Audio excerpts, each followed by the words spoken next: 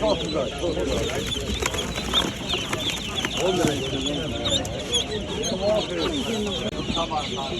Hiç olmasın bir şey olsa da üzümlüktü.